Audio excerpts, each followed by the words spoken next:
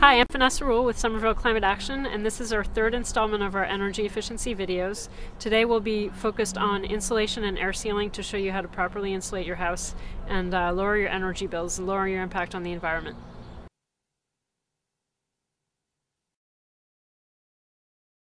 So we're here today to learn about insulation. This is our third installment video on energy efficiency and how to save money. And we're here with Mike and Carrie to find out about home insulation and how to go about it. Could you tell us a little bit about the insulation process, and if you're, some real homeowner, how do you go about reduce your energy costs, and that it's a good idea to insulate your house when you're thinking about what things you can do to improve your energy efficiency and lower your impact on the environment. Could you tell me a little bit about why that is and how it works? Okay, sure. So there's a diagnostics part where you use a blower door and an infrared camera to find places in the building that may not have good insulation. One thing is that in a building, a lot of heat loss occurs because air moves in and out of the building. It's called air infiltration. Anywhere from between 20 and 50% of the heat loss in a building can be air infiltration. So with a blower door and an infrared camera, you can find the places that air is entering and leaving the building. And if those areas are places like empty wall cavities or places like that, you can dense pack a material like cellulose into the wall cavities, and that will provide insulation and help slow down the air coming in. So basically, if you don't have any insulation in your house, what happens is you get cold air coming into your home in the winter and then leaving and taking the warm air that you've just paid to heat out the window, right? Out the top of the building or any place where it's not properly sealed. Exactly. Because air is sort of like, water. If you're putting water in your hand, and even though you might shut it really tight, it'll still go through because air and water will just find tiny little cracks to move through. So you're losing all this money and energy. And so what you're doing is coming in, sealing those air leaks, and then the cellulose slows down the rate at which cold air moves into the house, or the rate at which the hot air moves out of the house. Down around the foundation, where the wood rests on top of the foundation. It comes in there and, as you said, warms up and rises to the top of the house and then goes out through the attic hatch or through the recessed lights or other places where there are penetrations through the ceilings.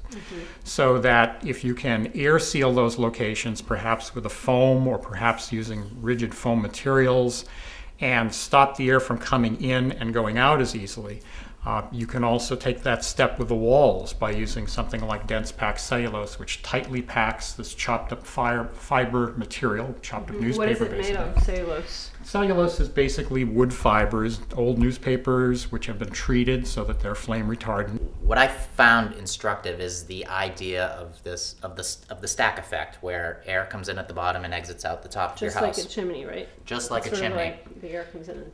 Yeah. Well, to emphasize that, we're dealing with air pressures. So in the basement, you actually have the house sucking air in. It's not just floating in. It's being sucked under pressure, and it's actually being blown out of the attic under pressure. Okay.